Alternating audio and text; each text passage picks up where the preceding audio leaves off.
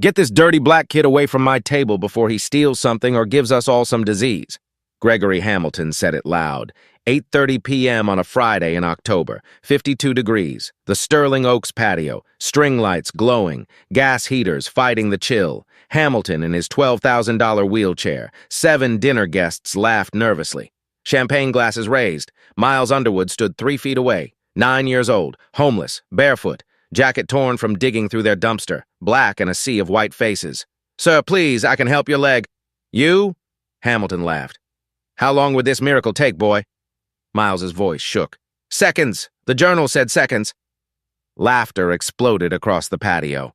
Hamilton pulled out his checkbook, laughing so hard tears streamed down his face.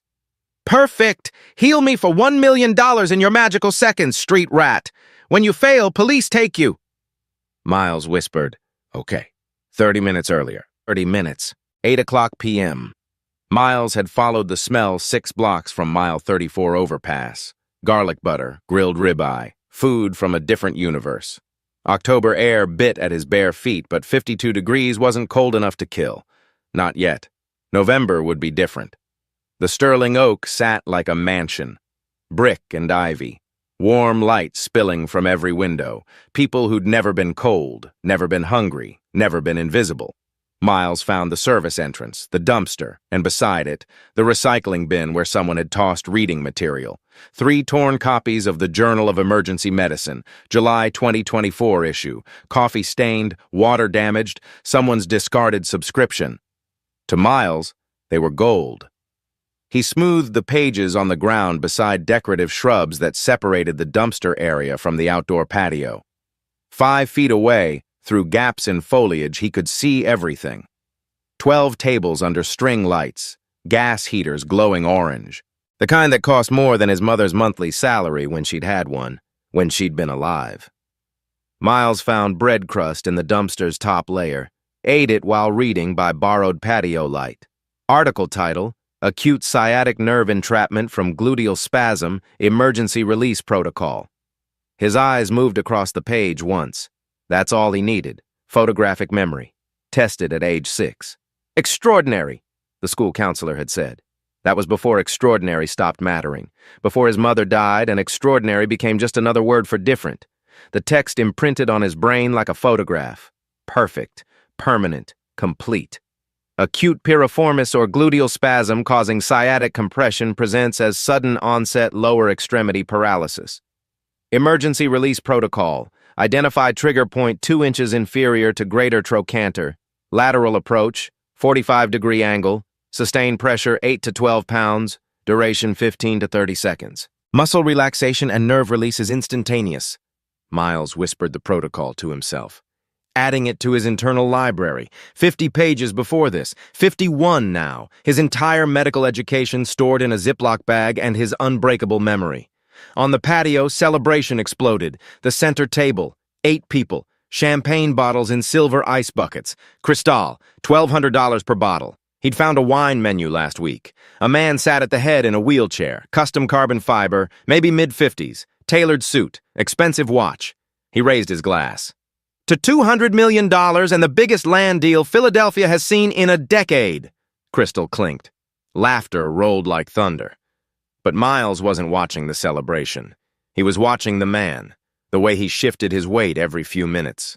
Always left side, grimacing when he thought no one looked, reaching down to adjust his left leg like furniture that wouldn't stay in position. A younger man leaned in. "Mr. Hamilton, you sure you're okay?" "I'm fine, Brandon. Keep the champagne flowing." But he wasn't fine.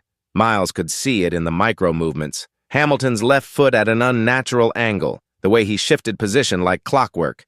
3 minutes, 4 minutes, pressure building with nowhere to release.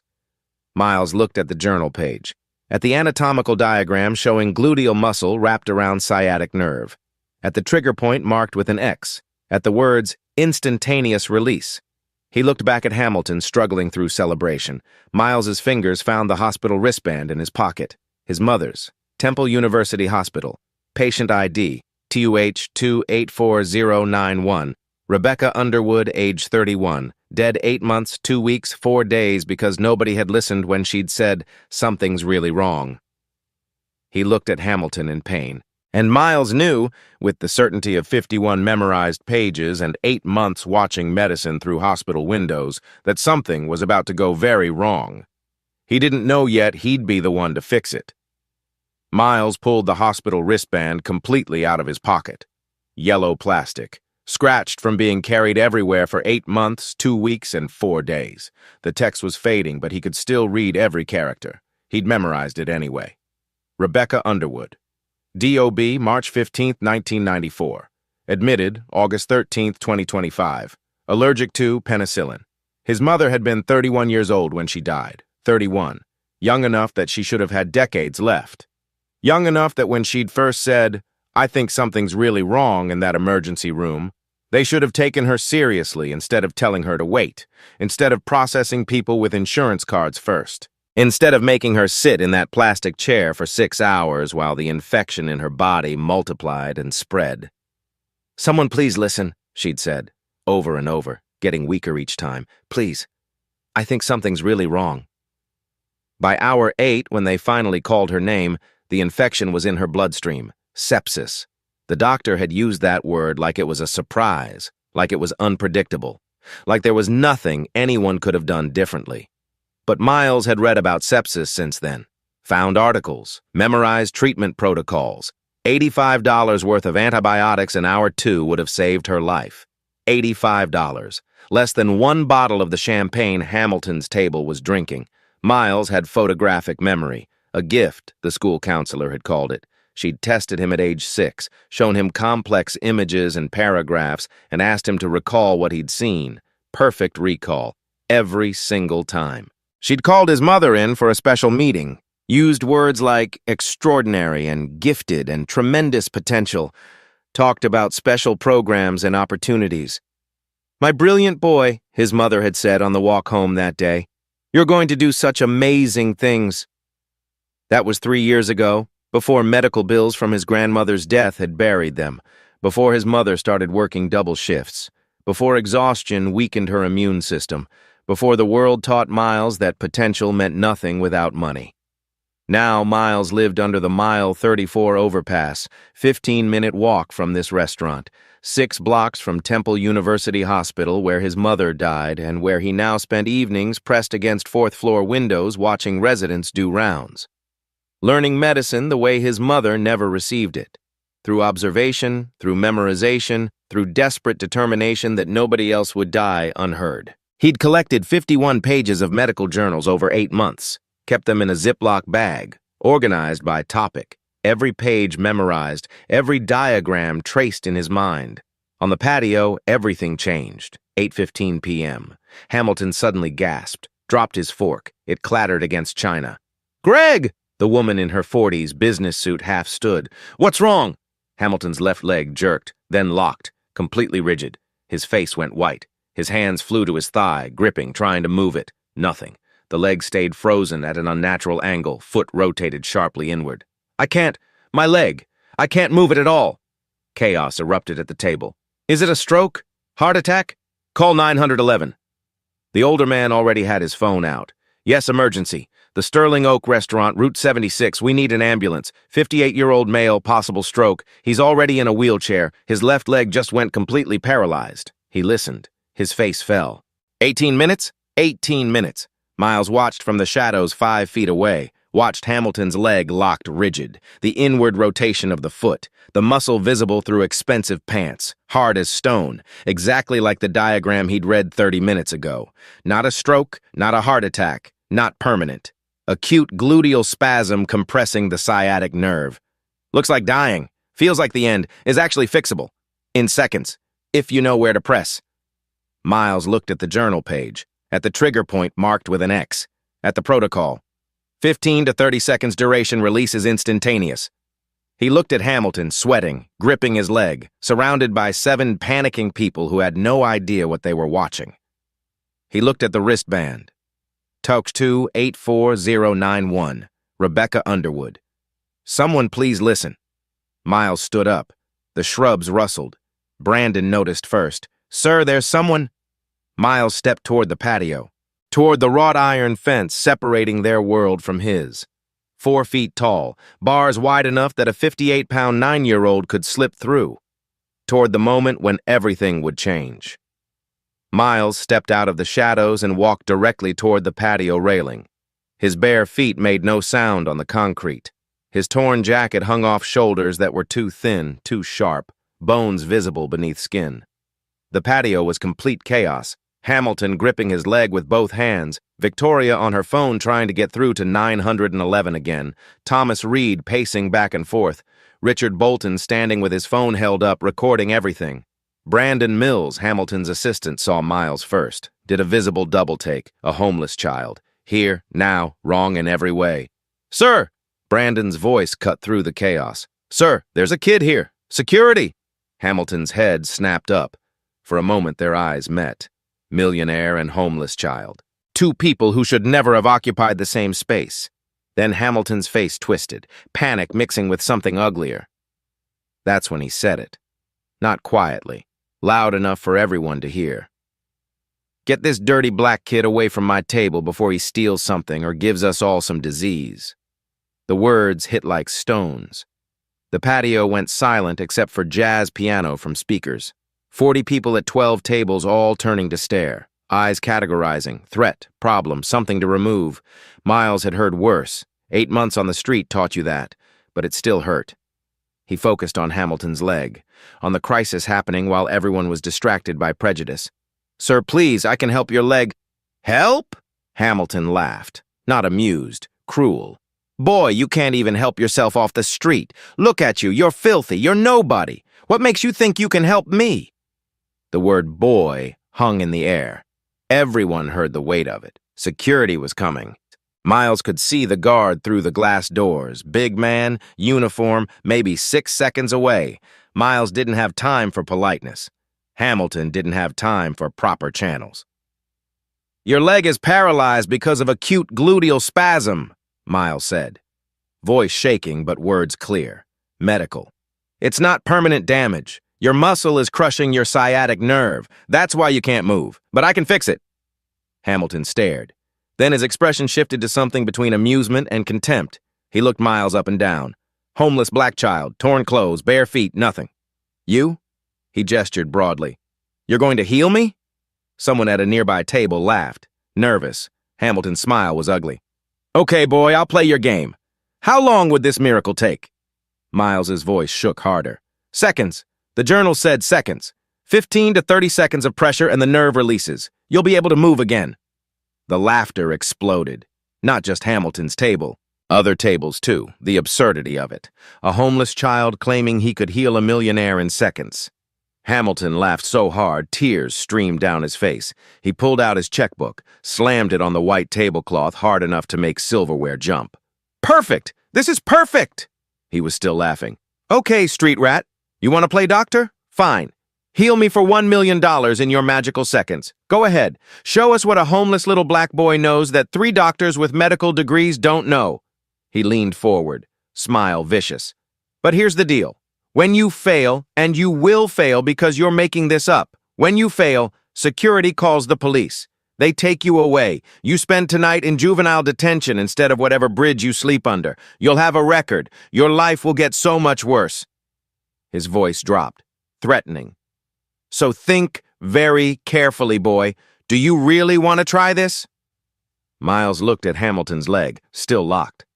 Rigid security guard now 4 seconds away, 40 people watching, phones out, recording. This would be everywhere in minutes. Viral humiliation or viral miracle. He thought about his mother, about "someone please listen," about $85, about 8 months sleeping under a bridge while carrying medical knowledge that could save lives if anyone would just let him use it. Miles looked Hamilton in the eyes. "Yes, sir, I still want to try." The security guard's hand landed on Miles's shoulder, heavy, final. "Okay, kid, you need to—" "Wait!" Hamilton held up a hand, still smiling. "Let him try. I want to watch him fail. I want everyone here to see what happens when people like him try to pretend they're people like us." He gestured grandly. "Go ahead, boy. You've got your seconds. Show me your miracle." Miles climbed through the railing. "Wait, hold on." Richard Bolton stood up, phone in hand like a weapon. Greg, this is insane. We're all witnesses. If this child hurts you, you could be seriously injured. We should wait for the ambulance. The ambulance is still 15 minutes out, Victoria said quietly. And Greg is in serious pain. Pain he'll be in regardless, Thomas interjected. Come on, Greg. He's 9 years old and homeless. How would he know anything about medical procedures? Let him talk. Hamilton's voice cut through, firm despite the pain. He was still smiling, but there was something else in his eyes. Desperation, maybe. Kid, how does a 9-year-old homeless boy know anything about emergency medical protocols? Miles reached slowly into his jacket. Everyone tensed. The security guard's grip tightened on his shoulder. Brandon's hand moved toward his phone. Miles pulled out the Ziploc bag. 51 pages of torn medical journals, water-stained, coffee-ringed, organized with paper clips. He held it up so everyone could see. This is what I've been learning from. 8 months, since my mom died. His voice small but growing steadier. I find journals in recycling bins, in donation boxes, in library trash, behind clinics and hospitals. This one, he pulled out the top pages. I found in your recycling bin 30 minutes ago. He showed them the article. The title visible, the diagram clear. Professional, real. Acute sciatic nerve entrapment from gluteal spasm. Emergency release protocol. Journal of Emergency Medicine. July 2024. It's all here. The symptoms, the diagnosis, the treatment, the exact procedure. Hamilton leaned forward despite the pain. You found that tonight? Just now? Yes, sir. I read it once, one time through. That's all I need. I have photographic memory. They tested me when I was 6 years old. I read something one time and it stays in my head forever. Every word, every picture, everything, forever. Richard scoffed loudly. Greg, come on, Miles interrupted. His voice didn't rise, but it cut clean. Quote, acute piriformis or gluteal spasm causing sciatic compression presents as sudden onset lower extremity paralysis, often misdiagnosed as cerebrovascular accident or radiculopathy in emergency room settings. Emergency release protocol. Identified trigger point 2 inches inferior to greater trochanter. Use lateral approach at 45-degree angle. Apply sustained pressure 8 to 12 pounds per square inch. Maintain constant pressure duration 15 to 30 seconds. Muscle relaxation and nerve release is instantaneous upon successful decompression. End quote. Journal of Emergency Medicine, July 2024, Volume 57, Issue 1, page 234, authors Chen and Rodriguez. Absolute silence. Complete. Total. Miles lowered the page. I remember all of it. All 51 pages in this bag. Every word, every diagram, every protocol. I've been teaching myself medicine because... His voice finally cracked. Because when my mom was dying, nobody listened to her. And I'm never going to let that happen to anyone else if I can help it. Victoria's hand covered her mouth. Her eyes were wet. Hamilton stared at Miles, really looked at him for the first time. Not seeing homeless kid, seeing something else. What do you need me to do? He asked quietly. Stay in your wheelchair, don't move. Miles's voice steadier now, focused. When I press, it's going to hurt more before it gets better. Don't fight me. Don't tense up. Just count with me, okay? Hamilton nodded. Okay. I need to wash my hands first. James the waiter stepped forward. Hand washing station here. He turned on hot water, pumped soap into Miles's hands. Miles scrubbed, methodically, between every finger, under nails, up to wrists. 30 full seconds while everyone watched in silence. Rinsed, dried on his jacket. 8:48 p.m., 5 seconds passed. Miles walked back to Hamilton's wheelchair, knelt beside it. Even kneeling barely came up to armrest height. He looked impossibly small. 58 pounds to maybe 190, 9 to 58, homeless to millionaire. I'm going to find the exact spot first. Tell me if anything hurts. His hands, child-sized, rough from concrete, but surprisingly gentle, moved over Hamilton's hip area, palpating through expensive fabric, feeling for landmarks, greater trochanter, iliac crest, gluteal borders, moving with surprising precision. Right here. Miles's fingers stopped, pressed lightly. Hamilton flinched. Your muscle is extremely tight, like wood. The trigger point is... He adjusted. Here. Brandon had phone out. I'm documenting this, whatever happens. Good, Hamilton said, knuckles white on armrests. Kid, are you sure? Miles positioned both thumbs, 2 inches below hip bone, lateral side of gluteal muscle, exactly where the diagram showed. I'm sure about what I read. I'm sure about the anatomy. Voice got smaller. I've never actually done this before. Only practice finding landmarks on myself. Oh, God, Richard muttered. Do you want to wait? Victoria asked Hamilton gently. Hamilton looked at his leg, locked rigid, looked at Miles. 9 years old, scared but determined, homeless but brilliant. Everything the world said was worthless, offering to save him. No, we're not waiting. Miles, do it. Miles took a breath. When I press, everyone count, out loud. It helps track time, and... He looked up. I'm sorry if this hurts really badly. Just do it, kid. 8:48, 40 seconds. Miles pressed. Not gently. Full pressure, 8 pounds of force, maybe more. Using entire body weight, both thumbs driving into trigger point. 45-degree angle. Hamilton's gasp was sharp, immediate. Jesus Christ, that... Count 1, 1. Victoria's voice joined. Brandon's, Thomas's, Richard's, even nearby tables. 1, 2, 2, 3, 4, 5. Hamilton's breath came ragged. Sweat poured despite 52-degree air. Grip so tight, leather creaked, body rigid with pain. God, I can't. You can. Keep counting. 6, 7, 8. 6, 7, 8. Miles could feel the muscle under his thumbs. Dense, solid, unyielding, like pressing hardwood. The nerve trapped underneath. Compressed. Screaming. His arms shaking from effort, but he didn't let up. The protocol said 15 to 30 seconds. He had to get there. 9, 10, 11. Victoria crying, didn't notice. Just counting and crying, mascara running. 9, 10, 11, 12, 13, 14. Hamilton's breathing changed. Faster, shallower, face from white to red, veins on forehead. I can't, this is too much. Almost there. 15, 15. The patio held its breath. 40 people frozen. Watching a 9-year-old homeless child press thumbs into a millionaire's hip while everyone counted like countdown to something impossible. 16, 17. Miles felt it before he heard it. The density change, the muscle shifting, wood becoming something softer, something yielding, something letting go. 8! Pop! The sound was audible, clear, distinct, like cracking knuckles but deeper, fuller, a sound from inside the body that everyone heard. Hamilton's entire body jerked, spine arched, head thrown back, a sound ripped from his throat. Oh my God, oh! 8:48, 58 seconds, 18 seconds of pressure, exactly. Miles stepped back fast, thumbs leaving the point, whole body shaking from effort and adrenaline and fear and hope, nearly fell but caught himself. Hamilton's face transformed, agony to shock to wonder in 3 heartbeats. It's the pain! It's gone! Voice full of disbelief. It's completely gone! I can feel my leg again! Try to move it, Miles whispered. Hamilton stared at his left leg like it belonged to a stranger. Tentatively, scared it wouldn't work, he flexed his toes. They moved. All 5 responding, normal. He rotated his ankle, full range, no pain. He bent his knee, straightened it, bent it again. Normal, just normal. Like 33 minutes of paralysis never happened. The patio exploded, all at once. Like a bomb detonating in reverse, people screaming, chairs scraping as everyone jumped up. Someone shouted, "Oh my God," over and over. Phones everywhere, 20, 30, 40 people recording from every angle.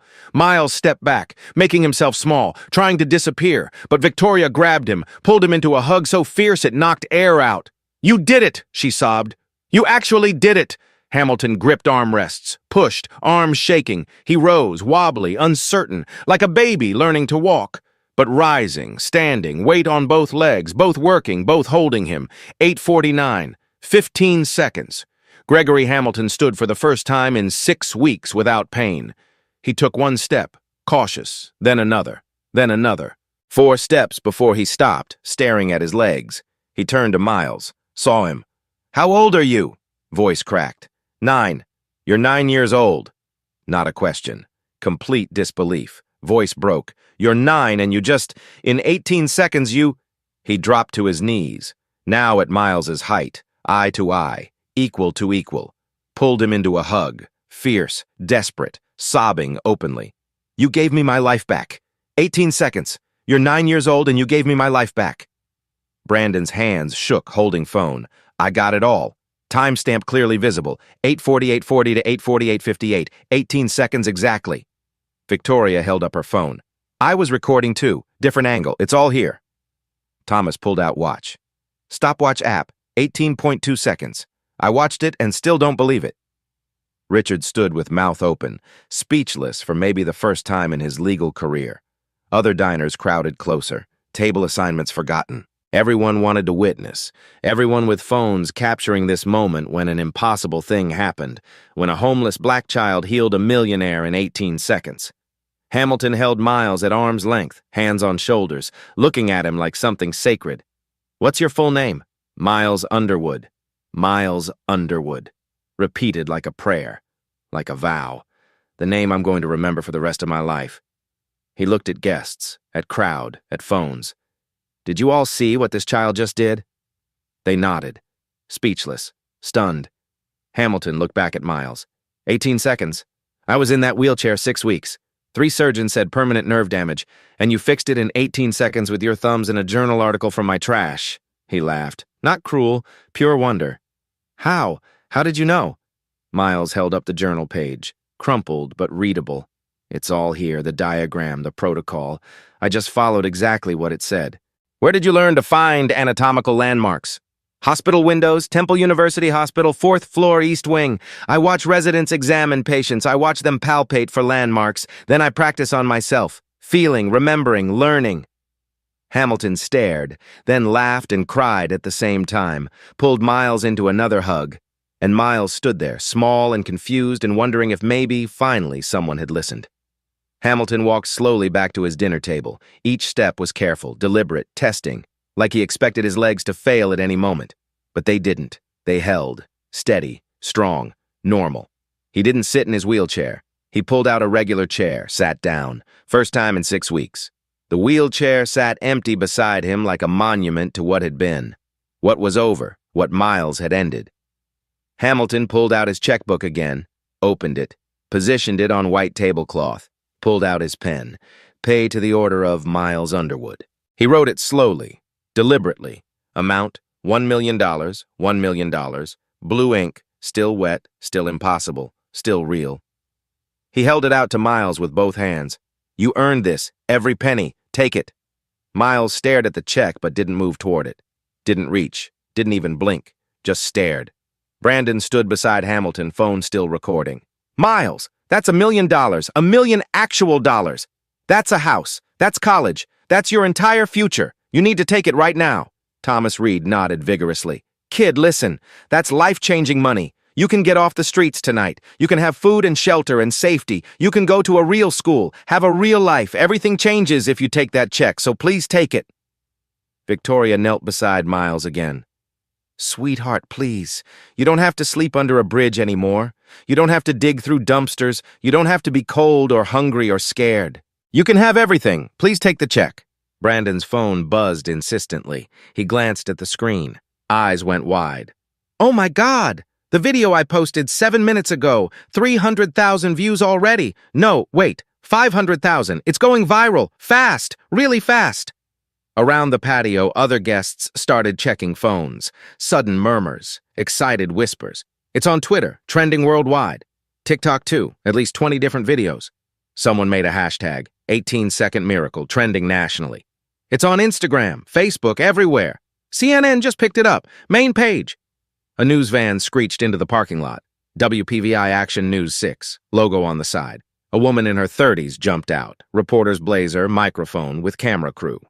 Dana Wallace sprinted toward the patio in heels not designed for sprinting. Mr. Hamilton, Dana Wallace, Action News 6. Is it true? Did a 9-year-old homeless child just heal you in under 20 seconds? We're getting videos from multiple sources. Can you confirm? More people started gathering outside the patio fence. Other restaurant patrons, parking lot pedestrians, kitchen staff on breaks, everyone with phones, everyone wanting to witness, everyone wanting to be part of the moment, the story spreading in real time, geometric growth. One video becoming 10, becoming 100, becoming 1,000. Miles still hadn't moved, still staring at the check in Hamilton's outstretched hands. Miles.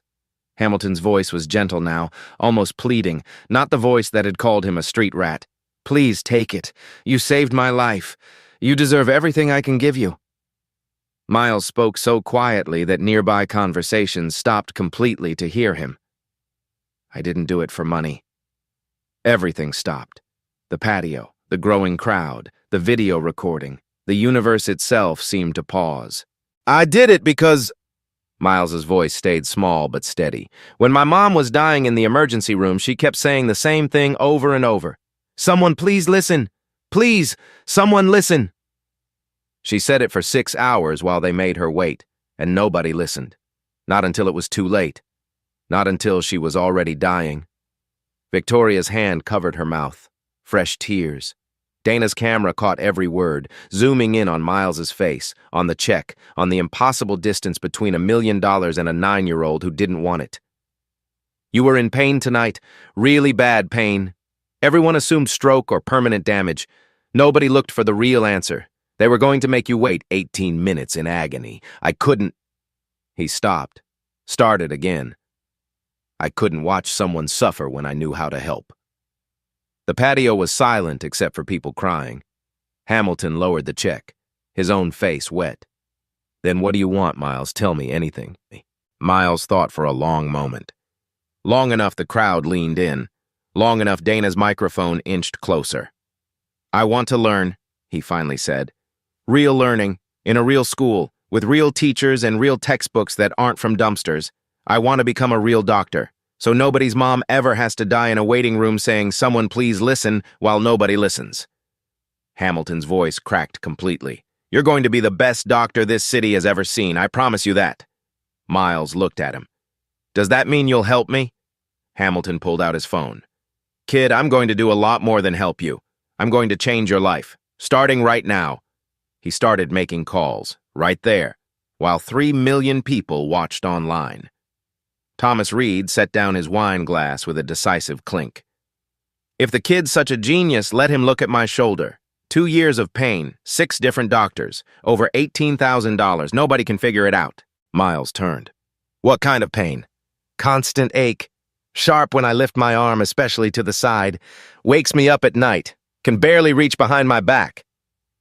Thomas stood, rotated his shoulder with visible wince. 3 doctors said rotator cuff tear. 2 said arthritis, 1 said tendinitis, MRIs, x-rays, physical therapy, cortisone shots, nothing helps. May I examine you? Thomas blinked, looked at Hamilton, back at Miles. Yeah, okay, let's see what the 9-year-old finds.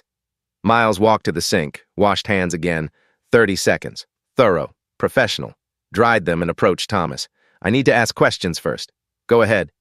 Does it hurt when you lift your arm straight forward? Yes, worse the higher I go. What about to the side? Yes, much worse. Can't get higher than shoulder level. Can you reach behind your back, like tucking in a shirt? Thomas tried. Hand barely made it to lower back. Not really. Maybe 6 inches. Used to reach my opposite shoulder blade easy. Does it hurt at night when not moving? Yes. Dull ache. Sometimes wakes me. Miles nodded. May I touch your shoulder? Check range of motion and feel muscles? Be my guest. Miles stood beside Thomas. Had to reach up. Thomas 6 feet, Miles barely 4. Lift your arms straight forward, high as you can. Stop when it hurts too much. Thomas lifted slowly. Made it to about 85 degrees before pain stopped him. Face creased. That's it. Now to the side. Thomas abducted his arm. Reached maybe 90 degrees before stopping with sharp breath. Same. Miles's hands moved over the shoulder. Gently. Precisely. Palpating over joint. Under collarbone. Around shoulder blade. Feeling for heat. For texture. For clues. Your subscapularis is very tight here. He pressed gently. Thomas flinched. And your subacromial space is inflamed. I can feel heat, probably fluid in the bursa. He stepped back. You have adhesive capsulitis with subacromial bursitis. Thomas stared. I have what? Frozen shoulder, but that's misleading. You have inflammation in your subacromial bursa, a fluid-filled sac cushioning the joint, and scar tissue in your joint capsule. That's why you can't move through full range. Victoria leaned forward. How do you know it's not rotator cuff tear? That's what 3 doctors said. Because Mr. Reed has pain but normal strength. Watch. Miles turned to Thomas. Push against my hand as hard as you can. He held up his small hand. Thomas pushed. The contrast almost comical, but Miles's point clear. Thomas's strength normal, despite pain. Rotator cuff tears cause weakness. When tendon's torn, muscle can't generate normal force. Mr. Reed is strong. He just can't move through full range because inflammation and scar tissue block movement mechanically. Also, he gestured. His pain arc is between 60 and 120 degrees of abduction. Classic subacromial impingement. When you lift your arm in that range, inflamed bursa gets squeezed between bones. That's the sharp pain. Rotator cuff tears usually have different patterns. Richard was typing frantically on phone. Holy, he's right. Johns Hopkins Orthopedic Manual, word for word. He looked up. How are you doing this? Miles shrugged. Small, uncertain. I just remember what I read. The anatomy textbook I found 3 months ago had a whole chapter on shoulder pathology. I remember all of it. All of it? Richard repeated. All of it. Thomas stared. So what do I do? You don't need surgery. Surgery for frozen shoulder usually makes things worse. You need physical therapy, capsular stretching exercises, gentle progressive range of motion, prescription anti-inflammatory medication, maybe ultrasound-guided corticosteroid injection into the bursa by an orthopedic specialist. Most cases resolve with conservative treatment over 6 to 12 months. Thomas's mouth hung open. That's exactly what my 7th doctor told me last week, the specialist at Penn Medicine, after I'd spent $18,000 on 6 other doctors who got it wrong. $18,000? Miles repeated softly. 18,000. 6 months of appointments, and you diagnosed it in 90 seconds. A woman from nearby tables stood. Professional clothing, confident bearing. She walked over. Excuse me, I'm Dr. Patricia Moore, orthopedic surgeon at Temple University Hospital. I've been listening. She looked at Miles. May I see your journal pages? Miles handed over the Ziploc bag. Dr. Moore examined pages carefully, read the sciatic nerve article, studied diagrams, read about shoulder pathology, looked at Hamilton walking normally, at Thomas rotating his shoulder, back at Miles. These are legitimate peer-reviewed protocols, current Journal of Emergency Medicine, correct diagrams, accurate pathways. She crouched to Miles's level. And you just executed an emergency trigger point release I wouldn't trust to most first-year residents.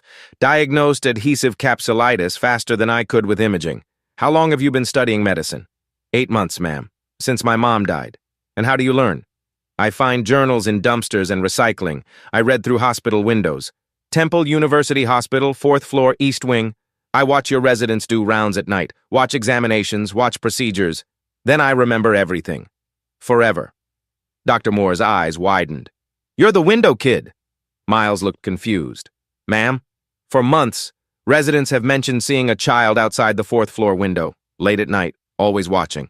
We thought someone should call social services. We had no idea you were teaching yourself medicine.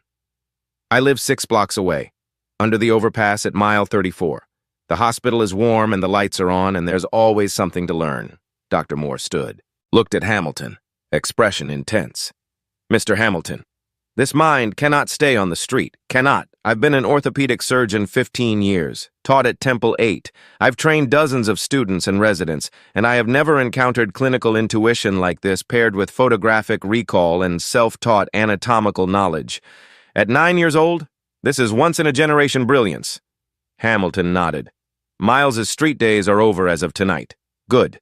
Because I want him in Temple's medical observation program starting tomorrow. Shadow residents, attend conferences, observe surgeries, learn officially. She looked at Miles.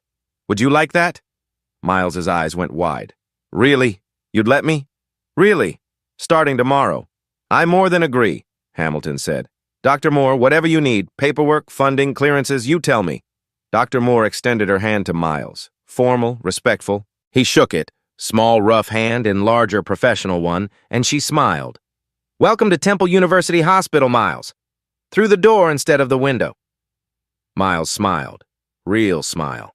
First one anyone had seen all night. Thank you, he whispered. Hamilton tore the $1 million check in half. Just ripped it. Clean through. Then tore it again. Quarters, then smaller. Let the pieces flutter to the white tablecloth like expensive confetti. Everyone stared in confusion. Money's not what you need, Hamilton said quietly. Money's easy. Money I have. What you need is a future, a real one, a permanent one that can't be taken away. 9:23 p.m. Hamilton pulled out his phone, put it on speaker so everyone could hear, dialed from memory. It rang twice. Andrew? Greg Hamilton. Sorry to call so late. No, I'm fine. Better than fine, actually. Listen, I'm enrolling a student at Friends Select Monday morning, 9 years old. Miles Underwood. Yes, I'm completely serious. This kid is a genius. Literal genius. Photographic memory. He just diagnosed conditions that stumped multiple doctors. He healed me when 3 surgeons said I'd never walk normally again. Monday morning, 8 a.m. I'll bring him personally. Full scholarship through graduation. Everything. Tuition, books, uniforms, activities, everything. Thank you, Andrew. He hung up without waiting for more questions. Dialed again immediately. Sarah, it's Greg. I need Unit 8B at the Spruce Street building completely furnished by midnight tonight. Yes, tonight. I know it's late. I'll pay triple overtime. Everything. Full furniture for a 9-year-old boy. Bedroom, kitchen fully stocked. Clothes in multiple sizes. I don't know what size he wears. Make it a home, Sarah. Not just an apartment. A real home. Everything a kid needs. This kid's been sleeping under a bridge for 8 months. I want him to walk into something warm and safe. Bill me whatever it costs. Just get it done. You're amazing, Sarah. Thank you. He hung up, dialed a third number. Jim. Greg Hamilton. I need you to draft an education trust first thing Monday morning. Drop everything else. Beneficiary. Miles Underwood. $2 million principal, covering all education expenses through completion of medical school, including undergraduate medical school, residency support, living expenses, books, equipment, everything he might possibly need. Because I'm investing in the best mind I've ever encountered, and I want to make damn sure nothing, absolutely nothing, stands between him and becoming a doctor. I'll send details tomorrow. Just get the paperwork started. Thanks, Jim. He hung up. Looked at Miles, who stood frozen, completely overwhelmed. Victoria knelt beside him again, took his hands gently. Miles, sweetheart, do you understand what Mr. Hamilton just did? Miles shook his head slowly. Not really, ma'am. Victoria smiled through fresh tears. You're going to Friends Select School. That's one of the best private schools in Philadelphia. Maybe the best. You start Monday morning, and you have a home now. A real home. Apartment. Unit 8B on Spruce Street, just 2 blocks from here. Real furniture, real food, real clothes, real everything. Tonight. You're going to sleep in a real bed tonight. But, Miles's voice was tiny, confused. Why? You don't even know me. An hour ago you... He looked at Hamilton. An hour ago you wanted me arrested. Hamilton knelt down, eye level, equal to equal. You're right. An hour ago I was an idiot, a cruel idiot. I looked at you and saw all my prejudices, all the ugly things this world teaches people like me about people like you, and I was completely, utterly wrong. His voice cracked. You gave me my life back, Miles. In 18 seconds, you did what nobody else could do, but that's not why I'm doing this. I'm doing this because my father was exactly like you. What? My father, Martin Hamilton. He was a janitor at Johns Hopkins Hospital in Baltimore. Night shift, midnight to 8 a.m. for 30 years. And every single night he'd read the medical journals doctors threw away. He'd watch procedures through windows. He'd ask doctors questions on smoke breaks. He taught himself medicine exactly the way you're teaching yourself, from trash and windows and pure, desperate determination.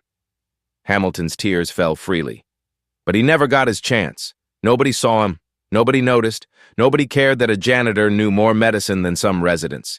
He died at 53, still pushing that mop. Angry at a world that never saw him. I built my entire company swearing I'd never be helpless like he was. Then I ended up in that wheelchair tonight, helpless anyway.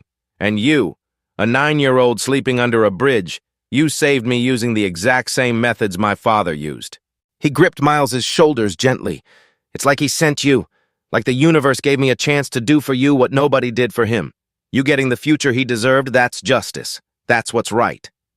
Miles pulled out his mother's hospital wristband slowly. Yellow plastic, worn, fading. Can you help other people too? Not just me. People like my mom, people who can't afford to be listened to. Dr. Moore stepped forward before Hamilton could answer.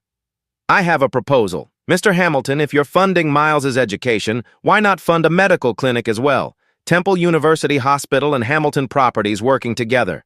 A free clinic specializing in rapid diagnosis protocols, using the kind of observation and emergency techniques Miles demonstrated tonight. Hamilton stood. How much for first-year operations? $500,000 would cover adequate staffing, space rental, basic supplies. Done. $500,000 from Hamilton Properties. Wire transfer Monday morning. Dr. Moore smiled.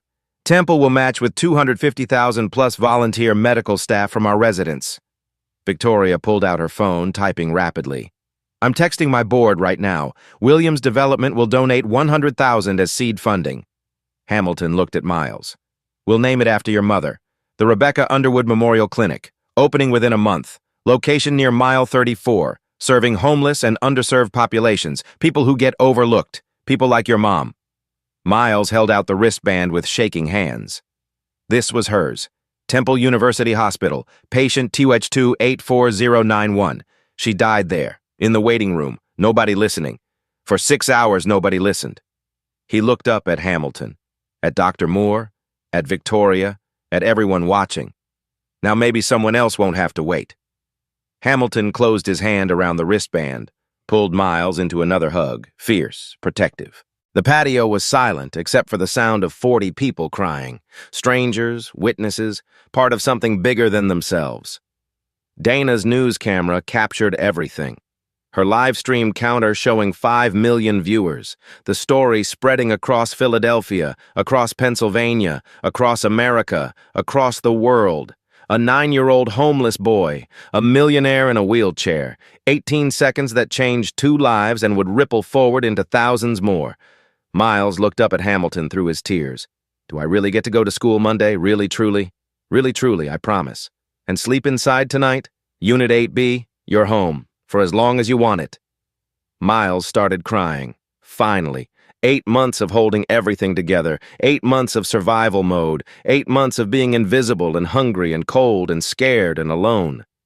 It all came out in huge, shuddering sobs that shook his small body. Hamilton held him through it. So did Victoria. So did Dr. Moore. Even Brandon and Thomas joined in, grown men crying over a 9-year-old's tears, because sometimes justice looks like a child finally getting to be a child. Sometimes it looks like someone finally listening. Sometimes it happens in 18 seconds and changes everything forever. 11:15 p.m. that same night. Miles Underwood stood in the doorway of Unit 8B on Spruce Street. He could barely process what he was seeing. 2-bedroom apartment, fully furnished, everything brand new, everything spotlessly clean, everything impossibly his. Living room with a comfortable couch still wrapped in protective plastic, television, lamps, coffee table, everything a home should have. Kitchen with a refrigerator absolutely full of actual food, fresh milk that hadn't expired, eggs, bread, fruit, vegetables, things he hadn't had in 8 months, things he'd forgotten were possible. Bedroom with clothes laid out on the bed in multiple sizes because nobody knew what would fit. Shirts, pants, socks, underwear, real shoes, everything new, everything clean. And the bed itself, a real bed, queen-sized, too big for one 9-year-old, with clean white sheets that smelled like laundry detergent, fresh pillows, a thick comforter, the kind of clean that doesn't exist on concrete, the kind of soft that doesn't exist under bridges. Miles placed his mother's hospital wristband on the nightstand beside a new lamp, yellow plastic against dark wood. Last piece of her in this first piece of his new life. He lay down fully clothed, shoes still on, afraid to get too comfortable, afraid if he relaxed this would all disappear, afraid he'd wake up under Mile 34 and this would be revealed as dream. But the pillow was soft, real soft, the blanket warm, real warm, the walls solid, the door locked, the heater working, everything real. Miles cried into that pillow for 2 hours. Happy tears mixed with grief, mixed with relief, mixed with tears he didn't have names for. 8 months of sleeping with one eye open. 8 months of cold and hunger and fear. Over. 3 months later, Miles walked through Friends Select's halls in a uniform that actually fit. Making friends, laughing, being 9, straight A's in every class. Teachers astonished daily by what he remembered, what he understood, what he could do. 6 months later, the Rebecca Underwood Memorial Clinic opened its doors on a cold February morning. Miles cut the ribbon standing between Hamilton and Dr. Moore, all 3 crying. The clinic's logo, a stopwatch showing 18 inches with the tagline, "Because seconds matter." They served 212 patients the first month, people who'd been overlooked, people who couldn't afford to be listened to, people like his mother finally getting care. 1 year later, Miles presented at Temple University Hospital's annual medical conference. 10 years old, youngest speaker in the hospital's 200-year history. Topic: Diagnostic errors in underserved populations. What traditional medicine misses when it stops listening. Hamilton sat in the front row, crying through the entire presentation. Standing ovation lasted 3 full minutes, but the most important thing happened every Saturday without fail. Miles returned to mile 34, to the overpass where he'd slept, where he'd been invisible. Now he came to teach. 23 kids sat in a circle around him every week. Homeless, housing insecure, overlooked, invisible to everyone except Miles, who saw them all. He taught them basic first aid, simple anatomy, medical terminology, how to observe, how to remember, how to think like doctors even when the world said they'd never become doctors. One kid, maybe 11, asked, "Miles, why do you come back here every week? You got out. You're safe now. Why help us?" Miles looked at the faces around him, saw himself in every single one. Because someone finally saw me when I was invisible. Someone finally listened when nobody else would. Now I see you, all of you, and I'm going to make sure the world sees you too. Another kid, maybe 8. "Can you really teach us to be doctors?" Miles smiled. "I can teach you to think like doctors, to observe what others miss, to remember what matters, to care when caring seems pointless. The rest, school, credentials, licenses, that's just paperwork. If I could get from under this bridge to Temple University Hospital, so can every single one of you. I promise." Later that year, Friends Select School created a new program, the Miles Underwood Scholarship for Exceptional Circumstances. Full ride for homeless or housing-insecure children demonstrating extraordinary aptitude despite impossible circumstances. 5 recipients per year, every year. Miles, at 10 years old, helped interview the first group of candidates, sat on the committee, had a vote, was treated as equal. One applicant was an 8-year-old girl teaching herself engineering from library computers, building solar-powered water purifiers for homeless camps using spare parts from electronics recycling. Miles asked her, "When do you want to start school?" She smiled, first time during the entire interview, and whispered, "Monday?" Miles smiled back, remembered that feeling. "Monday. I'll meet you at the front entrance. You're going to love it here." The echoes spreading. Forward, always forward. Some miracles take 18 seconds. The ripples last generations. If this story reminded you that brilliance has no address and genius wears no uniform, a like and subscribe help us share more moments that prove everyone deserves to be seen. Want more stories where the invisible become unforgettable? Stay with us. There are millions of Miles Underwoods waiting to be found.